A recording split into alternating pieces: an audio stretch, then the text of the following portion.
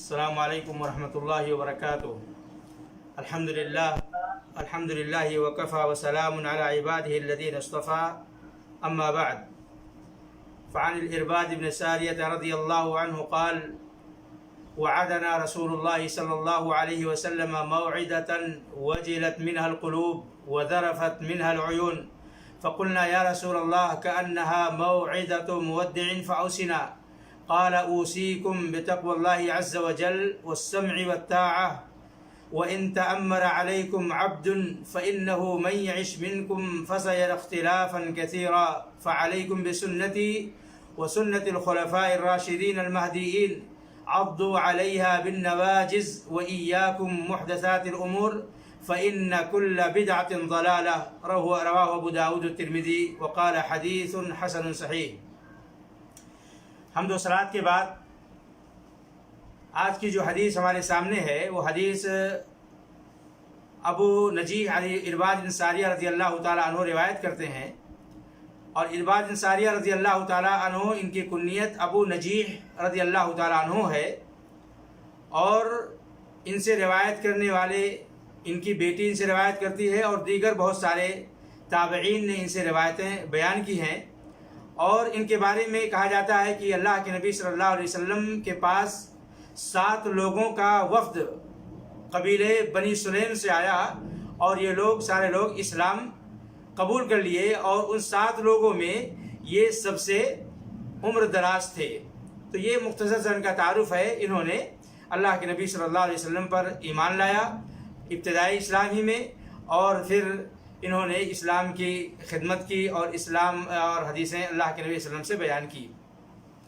یہ حدیث جو آج ہمارے سامنے ہے بڑی قیمتی اور بڑی عظیم حدیث ہے۔ یہ حدیث اللہ کے نبی صلی اللہ علیہ وسلم کی چند وصیتوں پر مشتمل ہے جو صحابہ کے مطالبے پر اللہ کے نبی صلی اللہ علیہ وسلم نے کیا تھا۔ اس کے اندر تقریباً 5 وصیتیں ہیں، یا 5 چیزوں کو اللہ کے نبی صلی اللہ علیہ وسلم نے اپنی امت کو بتلایا ہے۔ پہلی چیز اللہ کے نبی صلی اللہ علیہ وسلم نے یہ بتلایا کہ تم اللہ رب العالمین کا تقوی ہر حال میں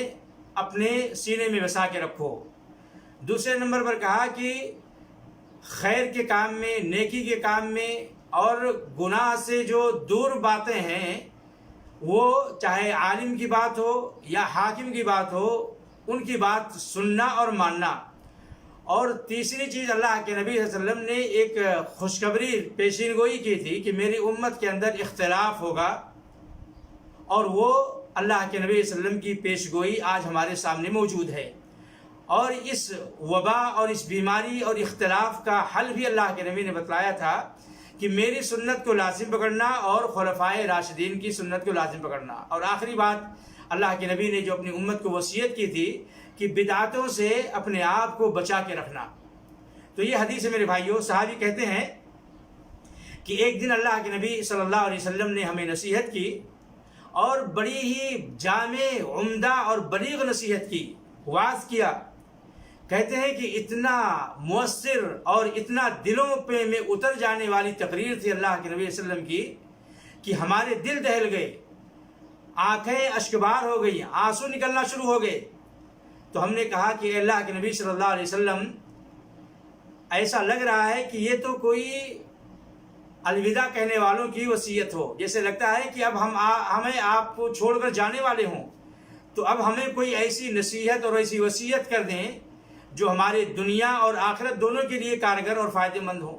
تو اللہ کے نبی نے فرمایا اوصیکم بتقوی اللہ، میں تمہیں اللہ تعالیٰ سے ڈرنے کی وصیت کرتا ہوں، والسمع والطاعہ، اور سننے اور ماننے کی حکم دیتا ہوں، اگرچہ تمہارے اوپر کوئی غلام اور کمتر درجے کا انسان ہی کیوں نہ حاکم اور بادشاہ بن جائے۔ اور سن لو کہ میرے بعد جو بھی زندہ رہے گا، میرے بعد جو بھی زندہ رہے گا، وہ اس امت کے اندر بہت سارے اختلافات دیکھے گا،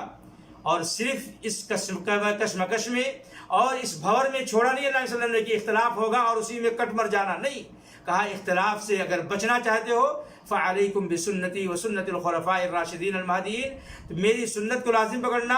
اور جو ہدایت یافتہ صحابہ کرام ہیں، خلفائے راشدین ہیں ان کی سنتوں کو لازم پکڑنا، اور کہا عضوا علیہا بالنواجذ، اور کہا اسے اپنے جبڑوں والی دانت، اپنے جبڑوں سے پکڑ لینا، یعنی جو مضبوط دانت ہمارے کنارے کا ہوتا ہے، اشارہ کیا مضبوطی کی طرف کہ سنت کو پکڑنا، مضبوطی سے تھام لینا اور اس سے اپنے ہاتھ سے جانے نہیں دینا، اور کہا وَإِيَّاكُمْ وَمُحْدَثَاتِ الْأُمُورِ، اور اپنے آپ کو بدعتوں سے دور رکھنا، اس لیے کہ ہر بدعت گمراہی ہے، اور گمراہی کا نتیجہ دوسری روایت میں ہے گمراہی کا نتیجہ جہنم ہے، یعنی گمراہی جہنم میں لے جانے والی چیز ہے۔ تو اس حدیث سے میرے بھائیوں بہت ساری باتیں ہمیں معلوم ہوئی ہیں۔ سب سے پہلی چیز اس حدیث سے ہمیں یہ پتہ چلا کہ یہ حدیث چند اللہ کے نبی صلی اللہ علیہ وسلم کی قیمتی وصیتوں پر مشتمل ہے، جیسا کہ آپ کے نبی صاحب نے ذکر کیا گیا، اور اس حدیث سے یہ بھی پتہ چلتا ہے جیسا کہ صحابہ کہتے ہیں کہ ایک دن اللہ کے نبی صلی اللہ علیہ وسلم نے ہم کو وصیت کی، ایسا لگتا ہے کہ اللہ کے وسلم روزانہ صحابہ کرام کو نصیحت نہیں کرتے تھے، ناغا کر کے ایک آدھ دن چھوڑ کر اللہ کے نبی صلی اللہ علیہ وسلم وصیت کرتے تھے۔ اور بعض روایت میں آتا ہے کہ اللہ کے نبی صلی اللہ علیہ وسلم کے بارے میں صحابہ کہتے ہیں کہ اللہ کے نبی صلی اللہ علیہ وسلم وقت نکالتے تھے اور ہمیں بور نہ ہو جائیں، ہم اکتاہٹ کے شکار نہ ہو جائیں، اس لیے اللہ کے نبی صلی اللہ علیہ وسلم ہمارے لیے وصیت کے اوقات کو متعین کرتے تھے، اور روزانہ وصیت نہیں کرتے تھے بلکہ ناغا کر کے وصیت کیا کرتے تھے تاکہ ہم بوریت کا شکار نہ ہو جائیں اور ہم اکتاہٹ کے شکار نہ ہو جائیں۔ اور اس حدیث سے یہ بھی پتہ چلتا ہے کہ ایک عالم کو، ایک مقرر کو، ایک واعظ کو ہمیشہ ایسی آیات اور ایسی احادیث کا انتخاب کرنا چاہیے جو مؤثر ہوں اور دلوں میں اثر کرنے والی چیزیں ہوں۔ اور ظاہر سی بات ہے یہ واعظ اور عالم کی طرف لوٹتا ہے کہ وہ اپنے سامعین کے لیے، اپنے جمہور کے لیے، اور جن سے وہ خطاب کرنے جا رہا ہے ان کو کیا دینا چاہتا ہے۔ یہ اس بات کی طرف اس حدیث میں اشارہ ملتا ہے کہ ایک عالم کو، ایک واعظ کو ہمیشہ مؤثر اور قیمتی باتیں، قرآن و سنت سے اخذ کی ہوئی باتیں عوام کے سامنے پیش کرنی چاہیے، اور ہاں اپنی باتوں میں اثر ڈالنے کے لیے جھوٹی اور موضوع من گھڑت روایتوں کا سہارا لینا، خوابوں کو بیان کرنا، قصے اور کہانیوں کا اپنے تقریر کے اندر داخل کرنا، یہ ساری چیزیں میرے بھائیوں ضرورت نہیں ہے، جیسا کہ آج بہت سارے لوگ کرتے ہیں کہ لوگوں کو ڈرانے کے لیے، لوگوں کے دلوں میں اثر ڈالنے کے لیے خوابوں کا سہارا لیتے ہیں کہ مدینہ کے اندر فلاں امام نے، فلاں مؤذن نے ایسا خواب دیکھا تاکہ لوگ ڈر جائیں۔ میرے بھائیوں قرآن و سنت کے اندر ایسی مؤثر باتیں موجود ہیں کہ ہم اگر انہی پر اکتفا کریں تو ہمارے لیے کافی ہے۔ ادھر ادھر بناوٹی قصے اور کہانی اور خواب اور ان ساری باتوں کو ہمیں لینے کی ضرورت نہیں پڑے گی۔ ایسے میرے بھائیوں ایک واعظ اور مقرر اگر اپنے اس کاج میں اور اپنے اس تقریر اور وعظ میں مخلص ہو تو اللہ تعالیٰ اس کے اندر ایسا اسلوب پیدا کر دیتا ہے کہ خود بخود اس کی باتیں عوام میں اثر انداز ہوتی ہیں اور لوگ متاثر ہوتے ہیں، گرچہ نارمل باتیں ہی کیوں نہ ہو۔ لہٰذا ضرورت ہے اس حدیث سے ہمیں یہ بھی پتہ چلا کہ ایک عالم کو، ایک واعظ کو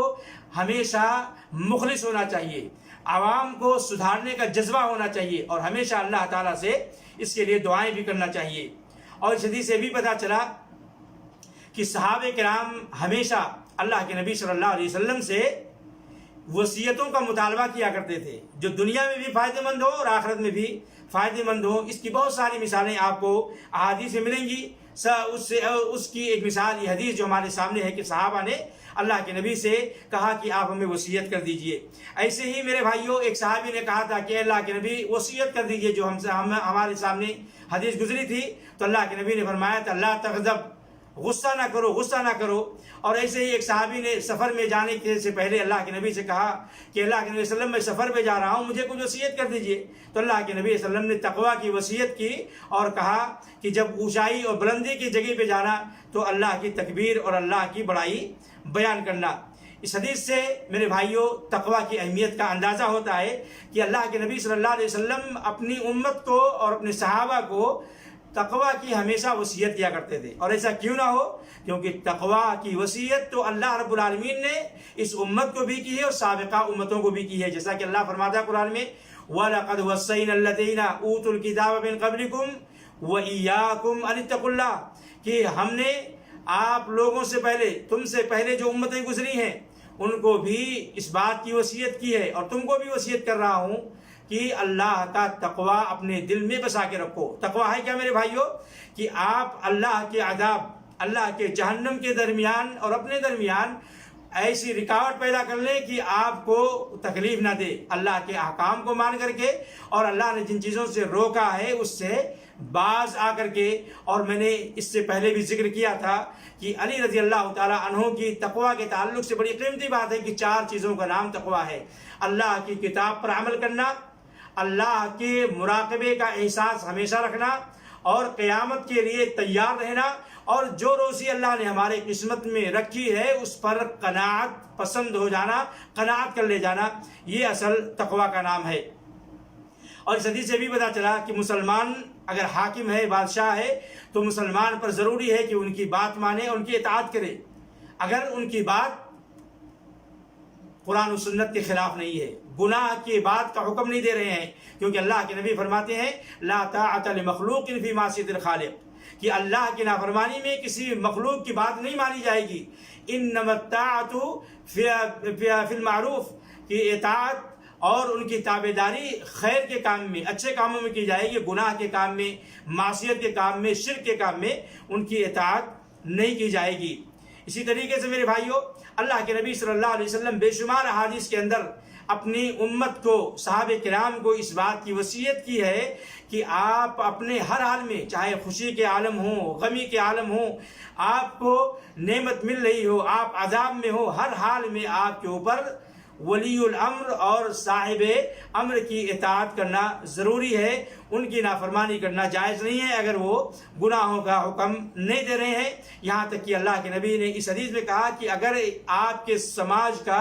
ایک گھٹیا انسان ہی کیوں آپ کے اوپر حاکم نہ بن جائے، آپ کو اس کی بھی بات ماننا ہے. اور یہ بھی میں نے ذکر کیا کہ اطاعت آپ کو کرنی ہے معروف اور اچھے کام میں. اس سے بھی پتہ چلا کہ چاہے وہ جن کی اطاعت کی جا رہی ہے حاکم ہو یا عالم ہو، مولوی ہو، دین کے کام میں اطاعت کی جائے گی، اللہ کی اطاعت میں ان کی اطاعت کی جائے گی. گناہ کے کام میں آنکھ بند کر کے ان کی ہر بات کو نہیں مانی جائے گی، جیسے کہ بہت سارے لوگ آج علماء کے پیچھے اور ان کی ہر بات کو آنکھ بند کر کے مان لیتے ہیں، چاہے وہ قرآن و سنت کے خلاف ہوں یا قرآن و سنت کے خلاف جا رہے ہوں، اس کی کوئی پرواہ نہیں کرتے ہیں. اس حدیث سے اللہ کے نبی صلی اللہ علیہ وسلم کا معجزہ بھی ظاہر ہوتا ہے کہ اللہ کے نبی صلی اللہ علیہ وسلم نے بتلایا تھا کہ میری امت کے اندر اختلاف ہوگا، اور بتلایا تھا کہ یہودی 71 فرقے میں بٹے تھے، نصرانی 72 میں بٹے ہیں، میری امت 73 میں بٹے گی. اور یقیناً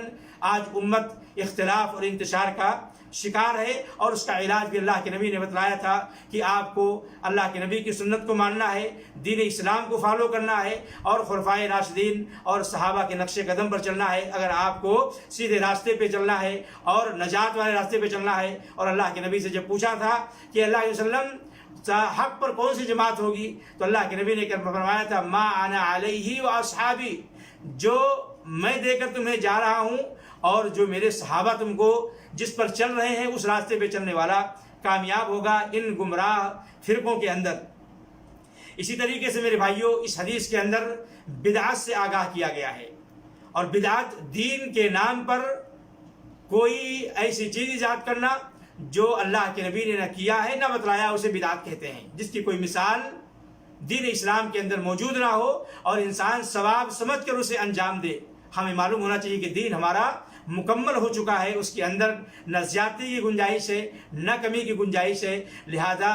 بدعتوں سے انسان کو بچنا چاہیے، اور شیطان کا یہ بہت بڑا حربہ ہے کہ وہ اس امت کو اللہ کے ساتھ شرک کرنے پر آمادہ کرتا ہے اس میں کامیاب نہیں ہوتا ہے تو بدعتوں پر آمادہ کرتا ہے، اور اس میں نہیں کامیاب ہوتا ہے تو گناہوں کی طرف آمادہ کرتا ہے۔ اس طریقے سے شیطان اپنے حربے کو استعمال کرتا ہے۔ تو میرے بھائیوں، یہ حدیث بڑی عظیم حدیث ہے جو اللہ کے نبی صلی اللہ علیہ وسلم کی چند وصیتوں پر مشتمل ہے۔ یہ وصیتیں اگر ہم اپنی زندگی میں لاگو کر لیں تو میرے بھائیوں دنیا بھی ہماری سنور جائے گی اور آخرت میں ہم کامیاب و کامران ہو جائیں گے۔ اللہ سے دعا ہے کہ ہمیں ان باتوں پر عمل کرنے کی توفیق عطا فرمائے۔ وآخر دعوانا الحمدللہ رب العالمین وصلی اللہ علی نبینا محمد وعلی آلہ وصحبہ اجمعین۔ السلام علیکم ورحمۃ اللہ وبرکاتہ۔